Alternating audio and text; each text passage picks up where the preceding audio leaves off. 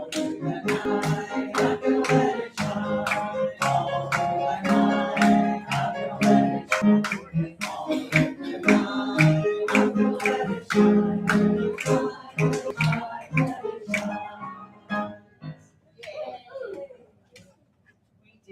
did good.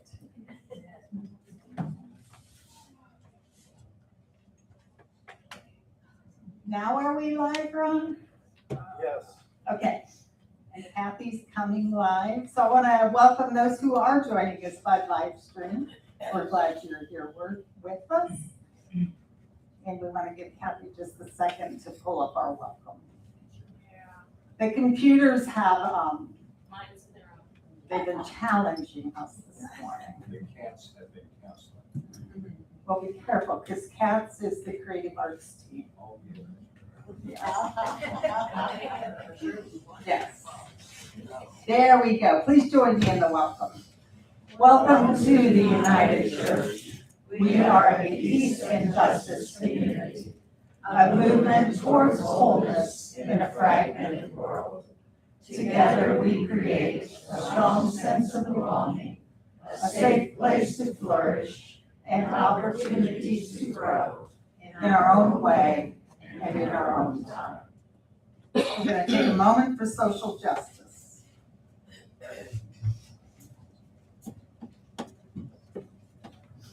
Please join us this coming Saturday at 2 p.m. here at the church when we will be showing a video of a conversation that from the Enemies Project, where two people who perceive themselves as enemies get together and discuss. That will be followed by a conversation about the video, and we hope to be serving pizza throughout. So I hope you will join us. Thank you, Rochelle.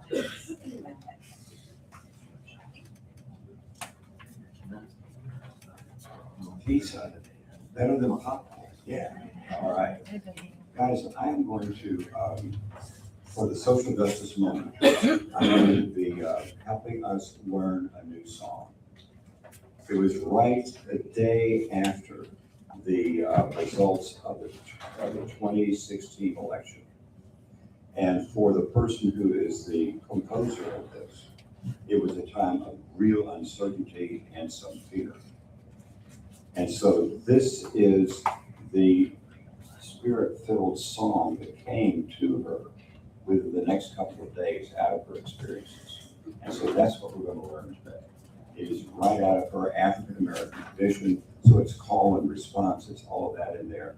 But we're going to learn how to do it from First Plymouth Congregational Church in Lincoln, Nebraska. Okay, here we go. So what we do is we sing along. Snap, whatever you want to do. Here we go. This song has a part that we sing at the same time, but to learn it, we're going to echo so that it's certainly. You gotta put one foot in front of the other and lead with love. You gotta put one foot in front of the other and lead with love. Did you do that syncopation on that low note? Let's try that one more time. You gotta put one foot in front of the other and lead with love. Put one foot in front of the other and lead with love. Put one foot in front of the other and lead with love. That's it. As we get going, you're repeating that. If you want to make a baseline parts anymore, feel free to do that. And in the song, snapping is optional but encouraged as well. Okay. There's another part of the song that's an echo song, so I'll sing something like this. Don't give up hope. Don't give up hope. And be ready because it's a pretty fast set. Here we go. You gotta put one foot in front of the other. And be with love. One foot in front of the other. And be with love. You gotta put one foot in front of the Don't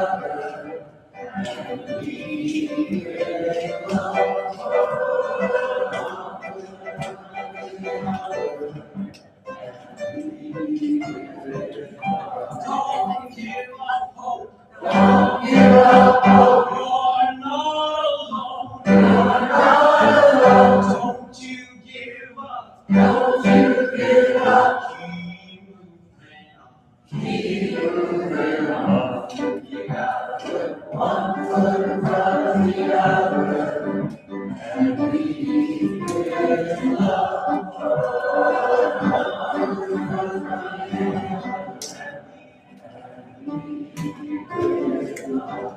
You gotta put one foot in front of the other and believe in love.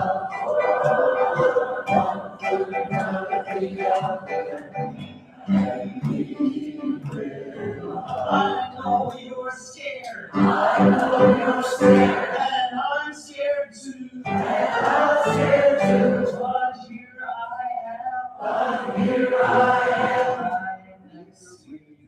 Right next to you. Yeah. One foot in front of the other. And believe in love.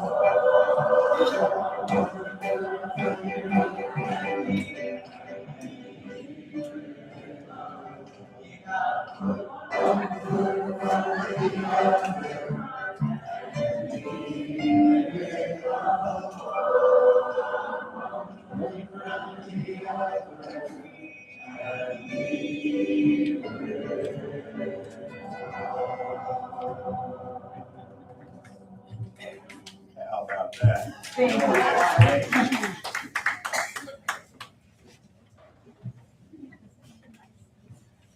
Let's bring in the light of Christ. Or we'll just press on until Alfie gets back in the room. Because the light of Christ is already, oh, you are back there. Okay, sorry. You can leave it where it was, Kathy.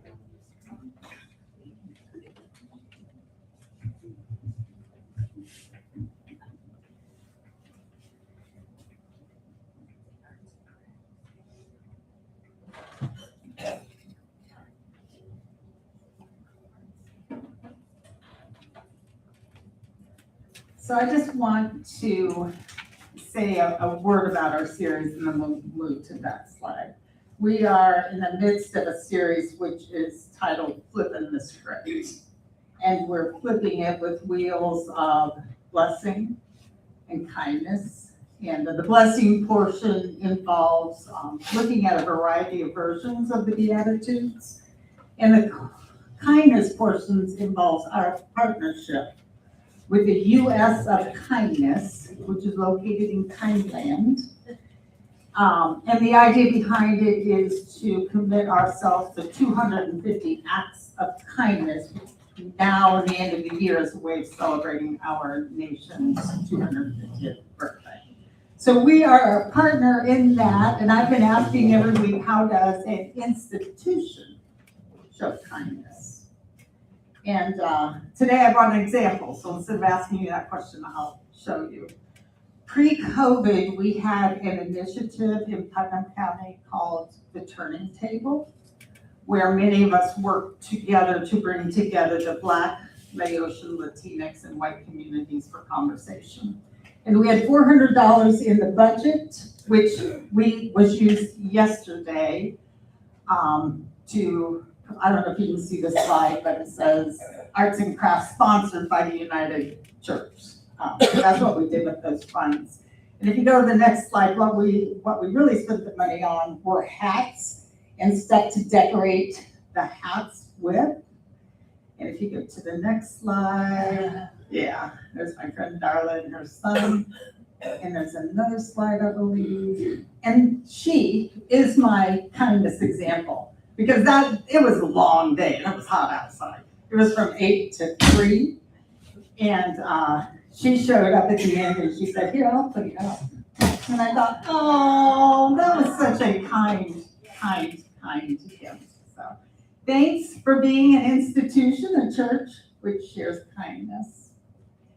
Violet, do you want to come light a candle and make this sacred sound for us?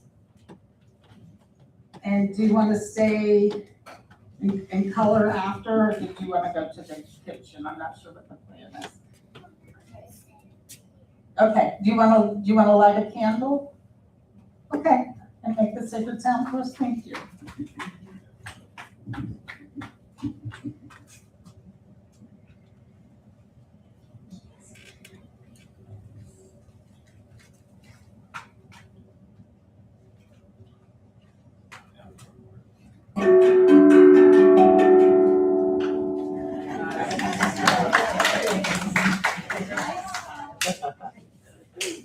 Yes, because the idea behind that is to let that sound through. I can probably hear it better than you can given I'm quiet. As we move through the remainder of our time together, I'd like to take a moment with you to think about prayer and the many different ways there are to pray. How many different ways do you pray? You don't have to answer, you just invited to think. How many different ways do you pray?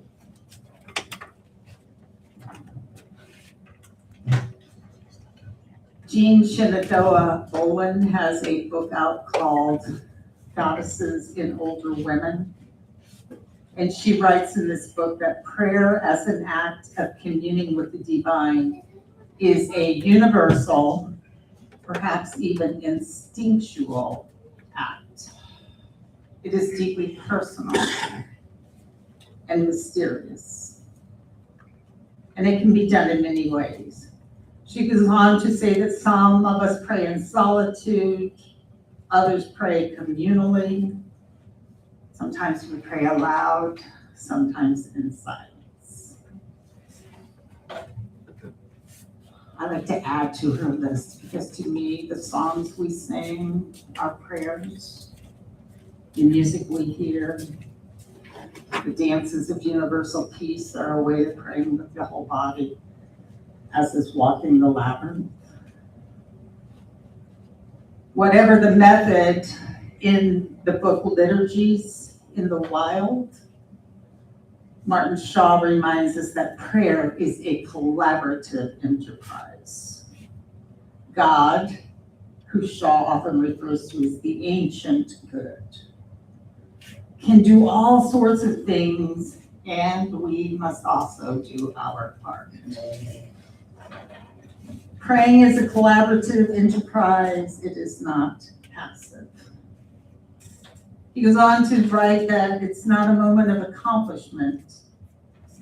Rather, it's a sending of our voice to the presence that enables life. And then he writes this idea that anyone would be listening is extraordinary. And we have made this outrageous assumption for years. Let's continue sharing, continue praying with prayers, spoken out loud in music, singing, and candle lighting.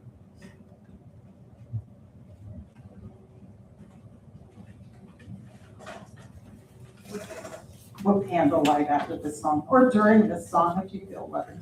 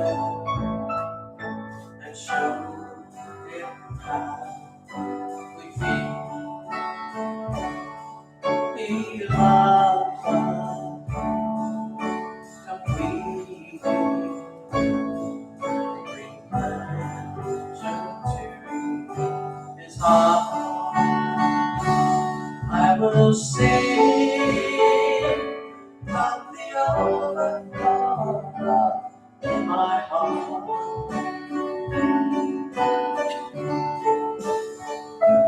Lifting high my response to years in my life.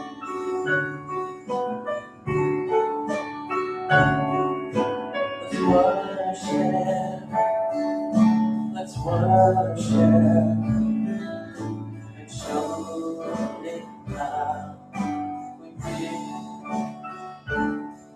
He loved us completely, bring pleasure to His heart. I will sing from the overflow of love in my heart. Lifting high my response to years in my life. I will sing from the overflow of love in my heart. Lifting high my response to years in my life.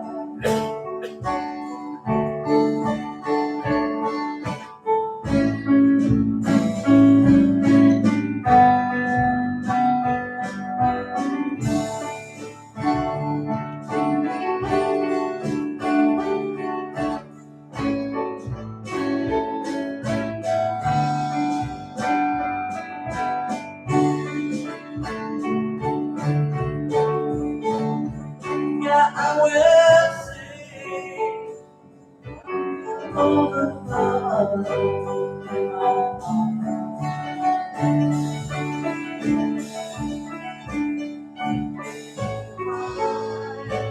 My response to the years in my life.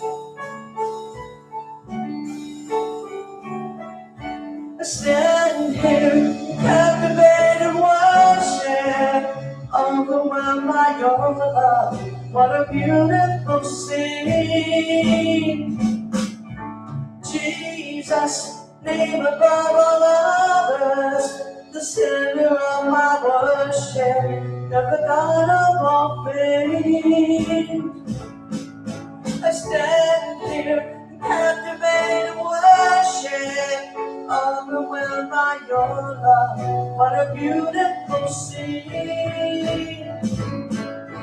Jesus, name above all others, the center of my worship, you're the God of all things. I will sing from the overflow of love in my heart. Lifting high my response to who He is in my life. I will sing from the overflow of love in my heart.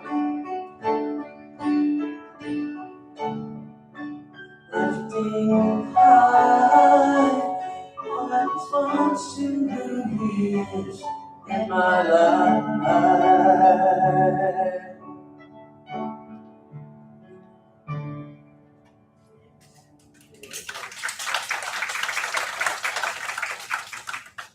And you are invited to light a candle if you would like to touch the water.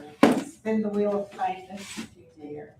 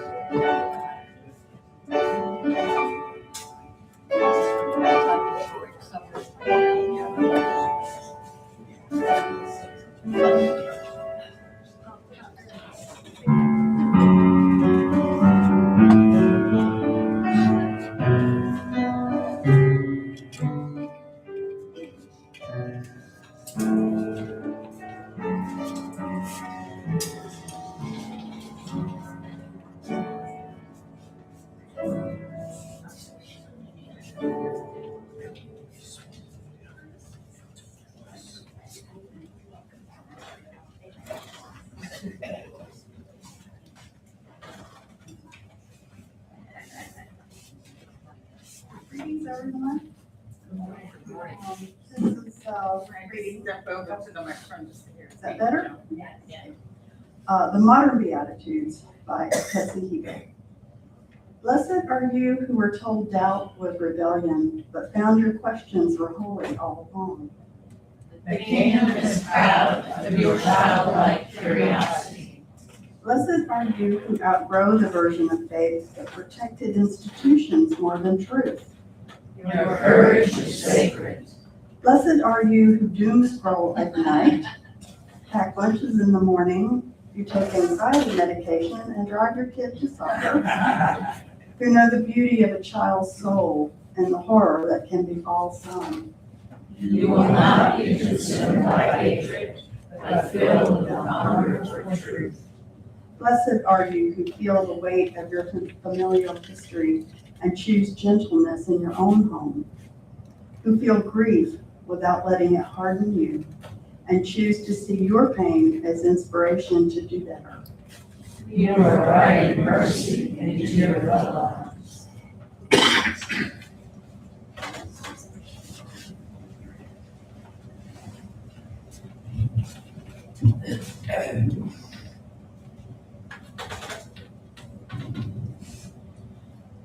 I'd like to center a few of those verses with you, those phrases. So I invite you to take a deep breath. And we will reflect together on the rich imagery which fills that beatitude. Kathy, will you go back to the first? Yeah, there you go. The kingdom is proud. The kingdom is proud of your doubt. Talk about flipping the script. The kingdom is proud of your childlike curiosity. Breathe that in. The kingdom is proud of your doubt and your curiosity. Your courage to see things differently is sacred. Your courage to change your mind is sacred. Your courage to outgrow your faith, change your beliefs, change your habits, sacred. These are ways of writing mercy into our bloodlines. Feeling the grief and understanding understanding the power of pain to transform and inspire. Christ's mercy into our bloodlines. And then there is this idea that we will not be consumed by hatred. I think that's on the last slide. Backwards. You will not be consumed by hatred, but filled with a hunger for justice, filled with a hunger for kindness, filled with hunger. You will not be eaten up with hate. You will not be eaten up with shame. You will not be eaten up with grief or regret. But you will be filled with an eternal hunger for transformation, inspiration, wonder, mystery. I encourage you to meditate on those phrases this week. And I invite you to take a deep breath, and then we'll sing a prayer.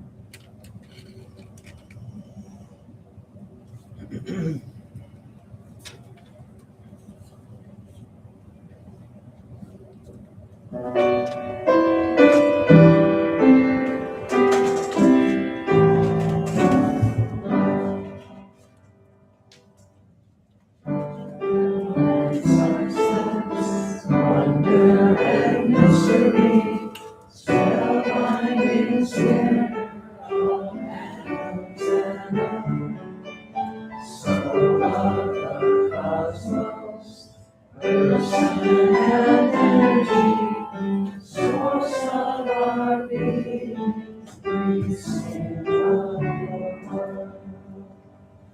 We are your living, community, sisters and brothers of humanity. You gave us the custom and history. Teach us to honor what others receive. In the nameless spirit of unity, standing the heavens for signs of your care. God of the ages, give us humility, guide us to mystical union in prayer.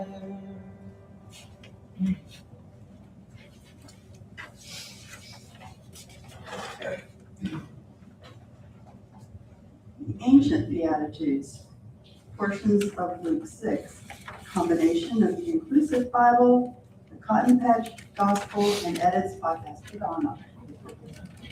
One Sabbath, Jesus was walking through the grain fields. The disciples were picking heads of grain, rubbing them with their hands and eating them. And the church folk said, "You're doing that wrong." On a different Sabbath, Jesus came to teach in a synagogue. While he was there, he also did some healing. And the church folk said, "You're doing that wrong." Next, Jesus went out into a mountain to pray, spending the night in communion with God. Coming down the mountain, Jesus stopped in a level area where there were a great number of disciples. Looking at the disciples, Jesus said, "You who are poor are blessed, for the reign of God is yours. You who hunger now are blessed, for you'll be filled. You who weep now are blessed, for you'll laugh. You are blessed when people hate you, when they scorn and insult you and spurn your name as evil. On the day they do so, rejoice and be glad. But woe to you, rich, for you are now receiving your comfort in full. Woe to you who are full, for you'll go hungry. Woe to you who laugh now, for you'll weep in your grief. Woe to you when all speak well of you. To you who hear me, I say, love your enemies, do good to those who hate you, bless those who curse you, and pray.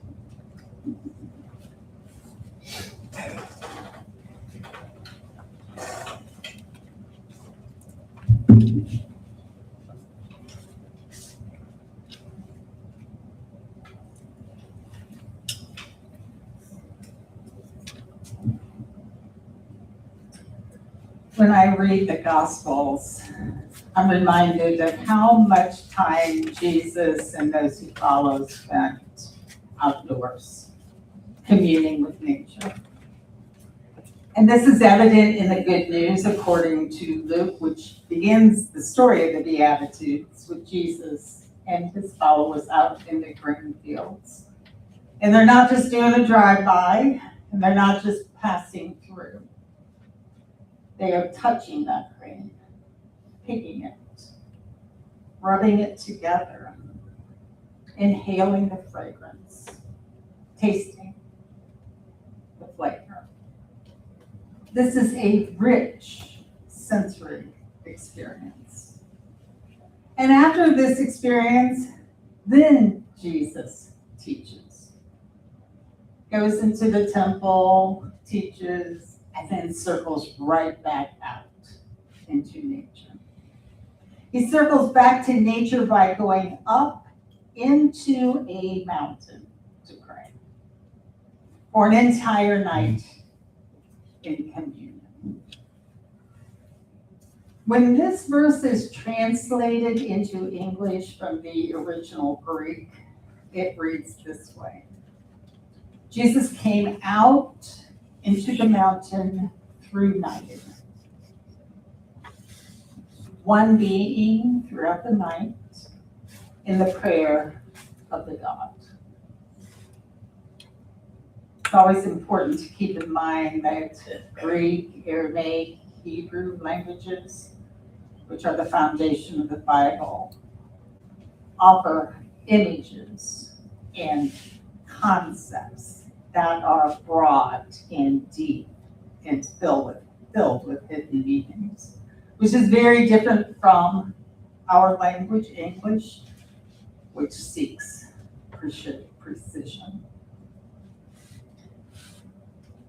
A good example of how this works is that Greek word, which has been translated into prayer. This is a word I am not even going to try to pronounce. This unpronounceable word translates this way. It is the act of exchanging my list of wishes for the wishes of the divine. And it's not a switching. It's not a swapping. It's a transformational process. It's an interaction which involves speaking my wish list and then listening. And I might have to listen all night. Thus that word, through night. I'm fascinated by that word. My preference is that things happen quickly, right? I like to pray and then get my way. But the reality is, I may have to listen all night long. And I don't think that's a literal one night. I think that's a way of saying I might have to listen a long time. And then the divine wish list may or may not sound like mine. Jesus came out into the mountain through night. One being throughout the night. Is there a picture on the next slide? Nope, okay, stay there. When I Googled that, because Kathy and I like to Google images for the slideshow, it came up with that photo on the wall. Yeah, interesting. Yeah. So Jesus came out into the mountain through nighting. one being throughout the night in the prayer of the God. And when the light began to shine, Jesus came to that level area. And he began sharing the healing wisdom of blessings and woes. Blessings to the poor, woe to the rich. Blessings to the hungry, woe to the full. And then he gave a twofold instruction. Love your enemies and keep on praying. And that ignited my sacred curiosity. And I started wondering. When Jesus was asked, what's the greatest commandment? He answered right away, as I'm sure you can. Love God, love self, love neighbor. That's my version. You may say it differently. Why was not love your enemies on that list? That's what I was wondering. Why wasn't love enemies on that list? And then I began thinking about my understanding of enemies. And I don't know about you, but I truly do not have a list of enemies. I'm surrounded by people who aggravate me, none of you. But groups of people who think differently, make demands that I don't want demanded. I'm surrounded by people who do troublesome and sometimes evil things. But I don't consider them to be enemies. So then I began wondering, why is it when I hear that word enemy, I think of people? Why do I connect that word enemy to other humans? Do you do that? You don't have to answer. What if when Jesus said love your enemies, he wasn't talking about people?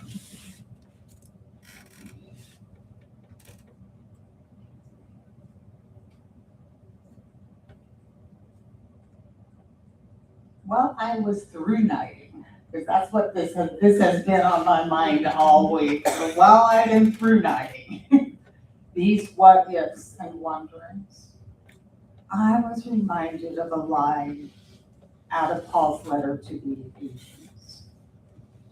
Ephesians 6:12. Who's memorized the Bible? No, but it's something destructive. Whatever it is. Go ahead. Okay. Oh, will you go back one? There you go. We're not struggling against flesh and blood. We are not fighting with other humans. The human struggle is with powers and principalities. Cosmic forces of this present bleakness, my word choice. Spiritual forces of evil in the heavenly places. What a curious phrase. Evil spirits in the heavenly places. Now for the New Life version, Kathy. We are not fighting against flesh and blood enemies, but against evil rulers and authorities of the unseen world. Whoa. Mighty powers in the dark world and against evil spirits in the heavenly places. I think that one verse could be an entire series. Or it could be a set of books by Walter Wink, right? The powers that be, if anyone's read those. What in the world are powers of weakness in the realm of heaven? What does that mean? I don't have an answer. I'm asking y'all. You can explain it to me. Because especially if Jesus said heaven's here and heaven's now.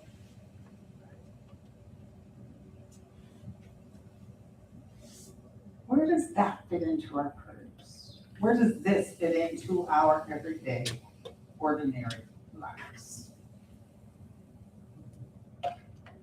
There's your through nighting for the next week. You're welcome. Let's circle back to that twofold instruction. To love enemies and keep on praying. I came to another what if. What if those enemies which Jesus said I should be loving are the parts of myself, which I really don't want to deal with? The parts that trip me up and hold me back. The parts of myself which I really don't appreciate. I would rather not talk about. Parts of myself that I'd like to deny and work really hard to hide. What if those are the enemies that Jesus is instructing me to deal with? What if Jesus is calling me, or maybe us, to love the fears and the doubts and the uncertainties which hold us back? The doubts that tell me I am not enough, I don't know how to say that,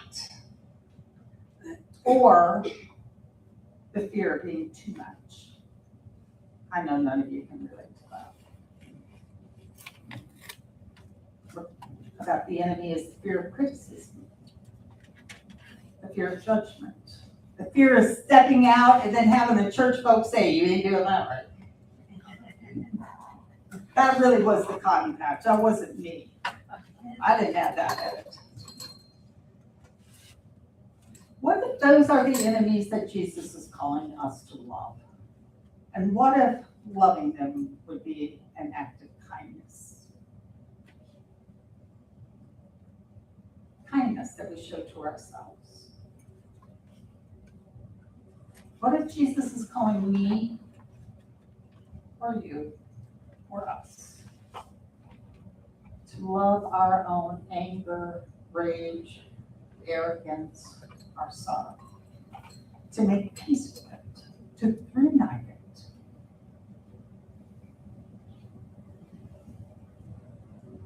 until it becomes the wish list of the divine. You know, I began that process yesterday, and blessed are you when we run out of time. Because I was surprised at the answer.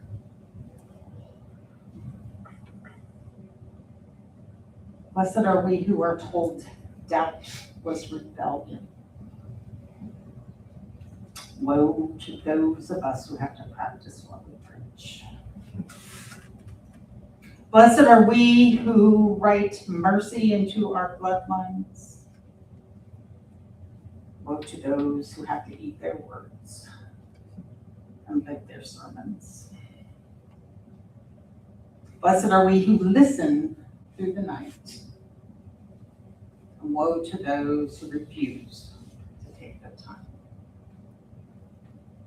And blessed are we who share the bread of life.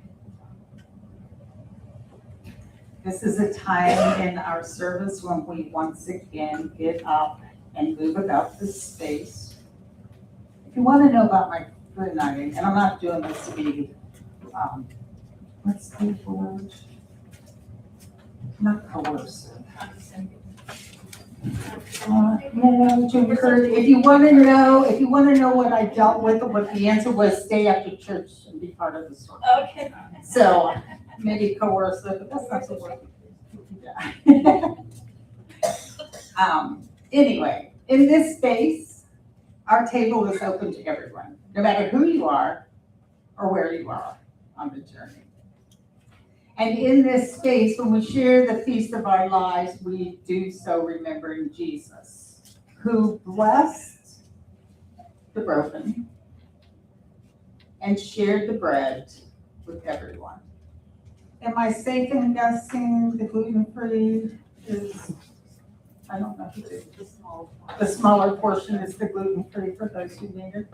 And after sharing the bread, Jesus lifted the cup, saying, "This cup is a reminder that we have been called and we have been chosen to be a people who put one foot in front of the other and lead with love. So you can come. Warren and Pam, are you serving us? This is also the time when you bring forward your offerings and your gifts. Leave your prayer requests. You could drop stones in the water, spin the wheel of kindness, light candles. This is your sensory bridge.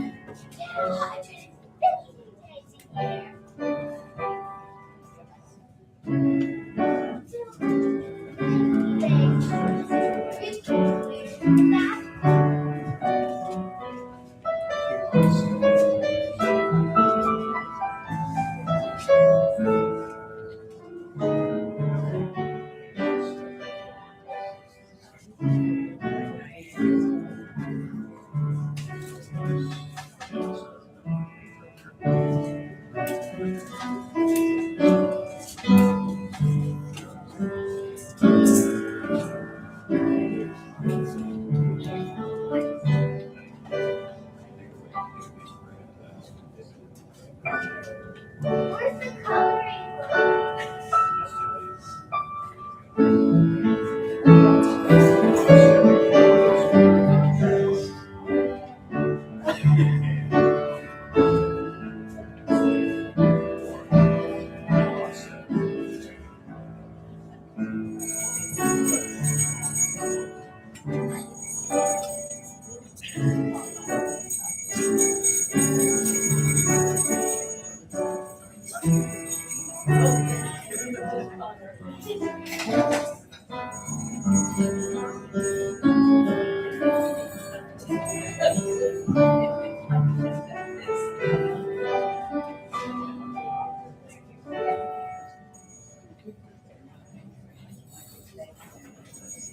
So for those who are visiting, we have a tendency to make noise going out.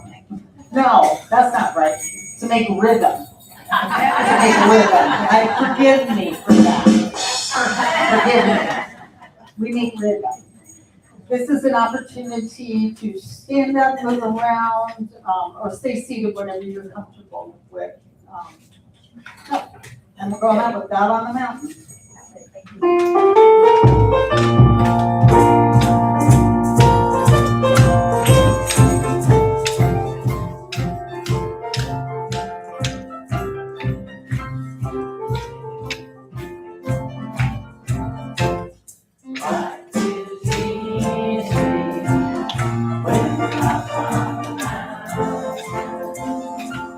And you got these never know. But then things change and you're down in the valley. Don't you stay, child, you were never alone. Oh, the God on the mountain, the God in the valley. Oh, he'll make them right. And the God of the good times, still God in the bad times. The God of the day, still God in the night. We talk of faith when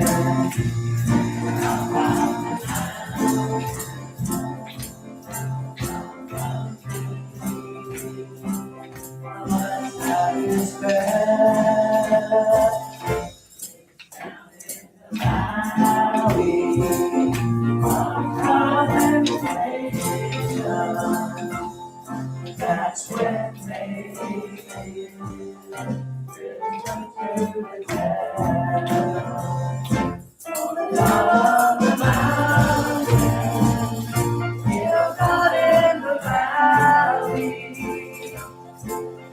So wrong, it'll make them right. And the God of the good times, the God in the bad times, the God of the day, is still God in the night. Life is easy when you're up on the mountain and you got peace of mind like you never know. But then things change and you're down in the valley. Don't lose faith, child, you are never alone.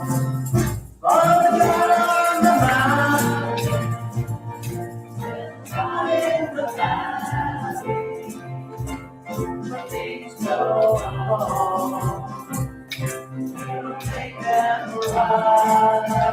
And the God of the good times, he'll God in the valley, the God of the day.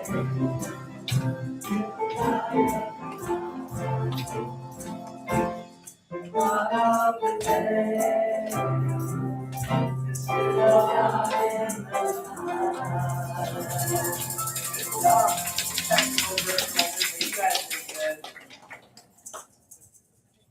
you are invited into the closing circle. If you are not comfortable standing, we can bring the circle to you.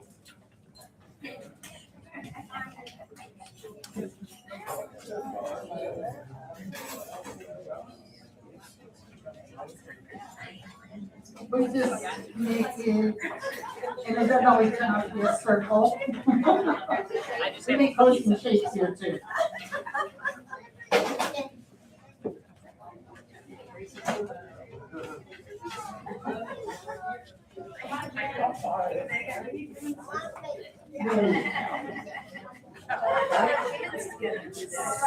So this is your opportunity to share a word or a thought with each other, a takeaway maybe, and then we'll take just a moment for announcements. I think the whole thing about the enemy being the power and principalities is really interesting. And I've been reading a lot this week about how young people are rebelling against AI. And that made me think about that. You know, someone is trying to tell them what to do and they're saying, maybe not. So. Thank you, Myra. Exactly. Well, and I like the reminder that the battle isn't, the enemy isn't necessarily people. However, when I first heard talk about enemies and why weren't they included in the love God, yourself, and neighbor, my thought was because enemies are our neighbor. Can be. Oh, good point. They can be. Thank you for that. I love that too. Thank you, Jim. I've been fruit eating since perimenopause. That's great. There you go. Thank you, Patty. I love your poet's heart, and I love how you captured and embraced that. What a beautiful, beautiful imagery it comes. Yes. Thank the Greeks. Thank you. I just wanted to mention that we're on 7 of 250 kindness. And there's 40 people here, so I think I should see 40 things this week. My email address is And for those of you who are visiting, Greg does the newsletter, so we got a kindness page going on and counting. Kindness, thank you, appreciate that.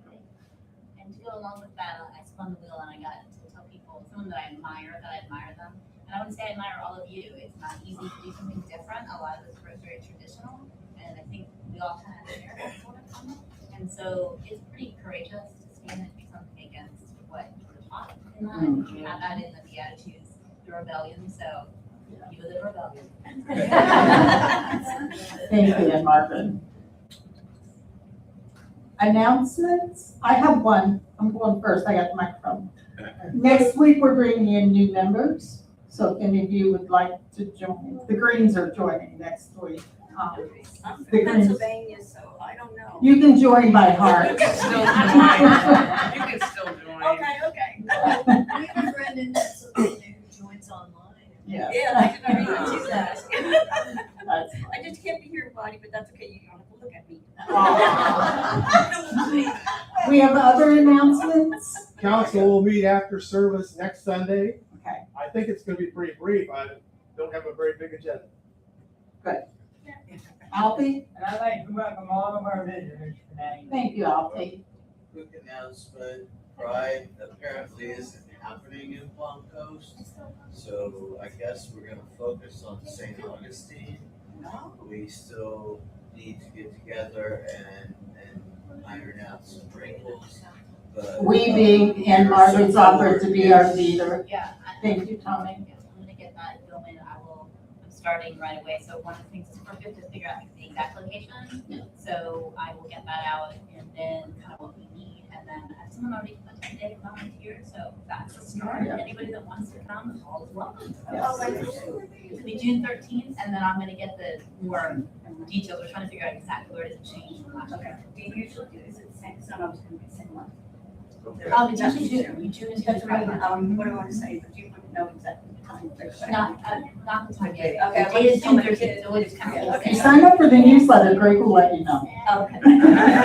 And then, there's also Pride happening in Pulaski, so we'll work on supporting that as well. So,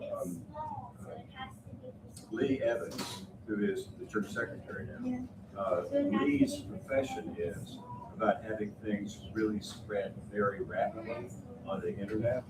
And those of us that have been creating the Lights On for Democracy initiative, we didn't have a clue about what we needed to do. He will be at our house on Thursday night, 6 to 7:30, and he will be sharing with people very interested in having this concept go national and international. So, yeah. Does Pam know? Okay, thank you for that one. And if you want to know more about Lights On, see Warren after service. Other announcements? Just if you want to sign up to help with the second communion after church, there's a sign-up sheet hanging on the wall in the kitchen. And on that line, Connie's coming home. Connie typically does her refreshment. She's been in the hospital. She believes she'll be home Thursday. Yeah. Yes. And I'm going to see her today if anyone wants to bring her a message. Okay, thank you for that. All right, our benediction is on the screen, so let's share that together. We are blessed and we are blessings. We go with kindness.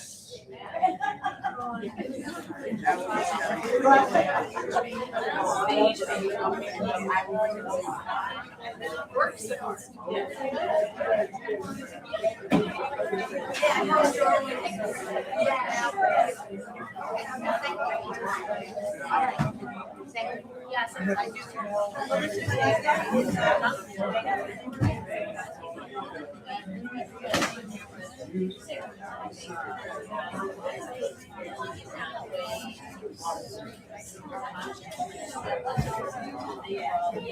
No, I think that's not. Yeah, I'll take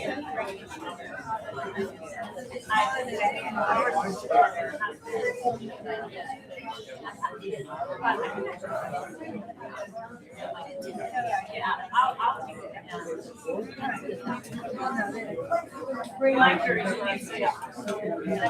I called the hospital this morning to get a room number, so we're sending her.